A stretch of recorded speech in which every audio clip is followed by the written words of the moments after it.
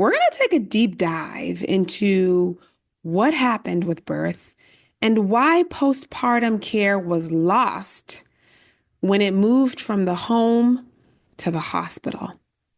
Let's first talk about how birth used to be. How was it before? It was an entire community-based experience. Before it was medicalized, childbirth was seen as normal, physiological. It is a part of life and it's handled by the community. So there were midwives who delivered at home, there were family members, there were other women who were involved in this entire experience. Birth and postpartum were intertwined. They were intertwined. So mothers were never left alone to recover. Let's give some cultural examples. In many African countries, particularly in West Africa, a lot of moms received 40 days of rest, with family and community stepping in to handle household duties. Even now, today, you'll see these similar models of birth experiences in the community, depending on where you go in Africa. I know my family is in Zambia as well as Swaziland. And when people give birth in Zambia, typically the new mom moves in with grandmother or grandmother-in-law and is basically taken care of and is showed everything about caring for a baby. And they also take care of her in the process. China, they have similar things called Zuiyuzi, which is sitting the month, and it required women to avoid certain foods, to receive massages, to rest completely, while others cared for her as well as the baby. Native American and indigenous traditions use healing rituals, herbal medicine, and it extended postpartum care for weeks. So for most of history, birth wasn't medical. Birth was a community experience. Birth was a spiritual experience. And that support of that transition of life included postpartum care. Birth and postpartum care were inseparable. Then, sometime in the 18th century, 19th century, birth moved from homes to hospitals. And this is where you saw a rise of medicalized birth and the loss of postpartum care. Birth was no longer seen as a natural process, but a medical event. By the early 1900s, birth was mostly entirely hospital-based, and midwives were pushed out. What exactly happened and why? So by this time, a lot of doctors were doing their training and they're learning about the human body. There's so much science that's out there. And so it was felt that doctors, who were mostly males at the time, were more scientific and that midwives were unscientific. And so in a lot of communities, they outlawed midwifery and moved childbirth into the hospital. And so midwives were seen as witches in some places and persecuted for delivering within the home. And during this process, there was a lot of justification that women are dying at home. And yes, women were dying at home, right? Because there weren't the cesarean section that could happen in the hospital. There was if women were hemorrhaging, there weren't as more sophisticated interventions that could have happened at that time to save more women. So moving it into the hospital initially was so that they could reduce the number of deaths that were happening in the hospitals. And so home births declined. By 1950s, 90% of U.S. births happened in the hospitals. Unfortunately, what came with that was interventions. Interventions skyrocketed.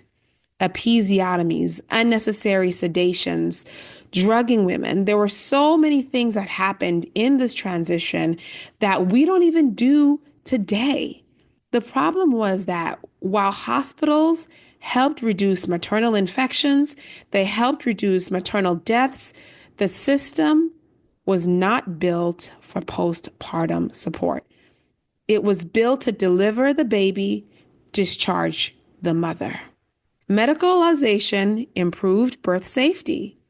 However, it ignored the fourth trimester, leaving many women vulnerable to the hospital system. And with that, unfortunately, came research, experimentation, barbaric treatments.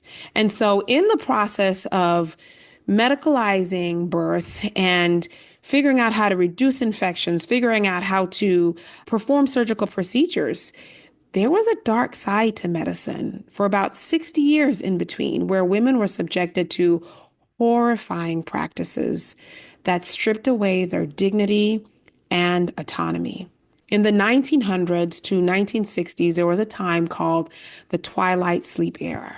During this time, women were drugged with morphine and scopolamine, making them unconscious during birth. They still felt pain, but couldn't remember it. Nurses restrained women with leather straps because they were thrashing in agony. Many women woke up confused, bruised, and injured, not knowing if they had given birth yet.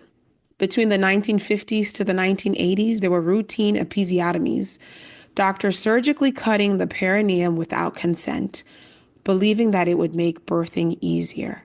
Many women were stitched up too tightly after the procedure, and even earning the name called the husband stitch, right? A procedure that was cruelly nicknamed the husband stitch. There was a lot of forceps deliveries, a lot of unnecessary C-sections, a lot more vaginal tears. C-section rates skyrocketed, sometimes being performed because doctors preferred convenience rather than necessity. The 1980s, women had to lie on their backs, right? Women were forced to give birth lying flat, which actually made birth harder. And moving away from that, there was the sabotage of breastfeeding. In the 1950s to the 1970s, formula companies marketed aggressively that breast milk was inferior to formula. Many hospitals separated mothers for babies for 24 hours plus, disrupting the breastfeeding process. Medicalization of birth was not just about safety. It took away women's control and led to harmful postpartum outcomes that still affect us today. We're still catching up. We're still learning. There are very long-term consequences that came with moving birth from the home into the hospital. So how can we reclaim postpartum care? The solution is not for everybody to go back and deliver at home, right? Still a very small percentage of women deliver at home. And that's not the solution for everybody because some women need to deliver in the hospital, right? We have higher risk pregnancies. People are getting sicker. There's pre-existing conditions. There's a lot of reasons. So the solution is not to move everything back in the home. So what can we do today? So we're not in this era where women are being drugged without their consent and being medicalized without their consent. At least I shouldn't say it like that because maybe in some places this does exist and I don't know women's experiences and people will tell you they've gone through some experiences with birth, but the overall system is not here built to strip away women's autonomy. So women do have autonomy. Women can advocate for themselves.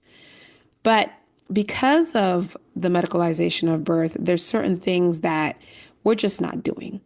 So how it is right now is women get one postpartum visit at 6 weeks. That's it.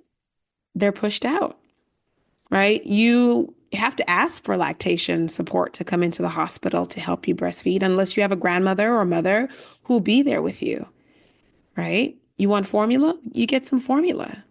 In the US, we have one of the highest maternal mortality rates in the developing world. Postpartum depression is still undiagnosed, it's untreated. And our system is reactive. We are reactive. If you haven't listened to many of my podcasts, I talk about it all the time. We wait till problems occur. Women should have pelvic floor therapy before they get pregnant, during pregnancy. But we only refer them to a pelvic floor therapist when problems exist. We only refer women to a lactation consultant when problems exist. We are only helping when things go wrong. And I'm saying we because I was trained up in the system, right? I went through the 4 years of medical school. And so I know, I see it, and I've experienced it as a patient as well and as a mom. So knowing that birth has been medicalized, maybe not to the extent of the 1900s, right? But there are things in place that are not going to take care of your postpartum care. They're not going to have a holistic approach. So, how can you reclaim that for yourself? Number one thing that you're going to do is advocate for yourself. Demand more care. So, you're seen at 6 weeks. Demand to be seen at 1 week. Demand to be seen sooner. Who can you talk to if your doctor is not available? 6 weeks may not be enough for you. You've been through birth trauma. You've had complications in your pregnancy. You don't feel comfortable waiting 6 weeks to see somebody. Speak up. You may not have EM care to you. You may not be in Atlanta where you can call me. Speak up. I want you to build a village and surround yourself with people who are going to help you. Get the doula, get the lactation consultant, get the pelvic floor therapist, get the mental health professional, get the acupuncturist, anyone who is going to fit into your bubble, get them into your village, your mom, your aunt, involve them in your care. Make a plan. Take back your power. Take back postpartum care. It is very much a part of your recovery. And when all is said and done, push for policy change. Advocate for more maternity leave policies, for better policies for women. Women are being pushed to go back to work. And I'm willing to bet that the 6 week visit is really in preparation to say, is mom fit to go back to work or not? It may not even necessarily be about holistically caring for mom. I'm just saying, right? We are seeing moms. It's a very scripted visit. How are you doing? You're getting examined, you're getting cleared for physical activity, you're getting cleared for sex. How about everything else that you've endured in those 6 weeks, right? This is going to take you. Our system has shifted so much. And unfortunately, mom is neglected. And this is rooted in history. So when you know this, knowledge is power. In order to figure out how to change this, we got to go back to our roots. We got to go back to where it's all started. No, I'm not saying everybody should go give birth at home. So please don't get me wrong, y'all. But I'm saying let's look at what the ancestors did well. What did the midwives of the past do well? What did the community do well? And let's get back to that. History shows us that mothers were never meant to recover alone. Birth is not a medical event. Birth is natural. Birth is spiritual for some in some communities. And so let's get back to that and let's help moms recover and let's have moms recover with dignity, right? Let's help moms feel that they are cared for. That's what we should be doing. And I hope my colleagues hear me. I hope my OBs hear me. And I think this is why some people do honestly feel that the midwife care model is different because the training was different. Our training is different. And so I think there is that more of a holistic approach when it comes to midwifery because traditionally midwifery started in the community. There are OB practices that adopt that holistic model, but unfortunately, OBs don't just deliver babies, right? They're doing surgeries. They are doing a lot. And so I think our OB clinics do have some room to improve when it comes to integrating postpartum care and helping moms to recover and making childbirth less of a medical event, but more of a life event. And so I am so happy to speak on these things and to talk about ways to improve. And I love sharing my experience. I love sharing my methods. And so, mom, if you are sitting here and you're thinking, man, I didn't know any of this, and I really need to start thinking about how I'm going to recover, but I don't know where to start, please call me. Please call me. You can find me on Instagram. My Instagram handle is Dr. Chowa, DrChowa. There you can find all the links that you need. I love talking with moms. I love planning your postpartum. You deserve better. Let me help you do this. All right? It's been great talking with you all. We've had such a great episode. And please share this with a mom who needs to hear this. All right. Take care. Are you navigating pregnancy and postpartum alone? Are you feeling overwhelmed by the lack of support? You're not alone, and you don't have to do this alone. With EM Care to You, I offer personalized in-home and telemedicine support designed to guide moms through the challenges of the postpartum period. Whether you need total on-call services or periodic check-ins in the home, I help women recognize warning signs and I support you as your advocate, and I am here for you the entire step of the way. I want to create a postpartum plan that's all about you, your health, and your recovery. Follow me on Instagram at Dr. Choa for tips, resources, and there you'll find a way to book me. All right? DM me or email me if you have any other questions.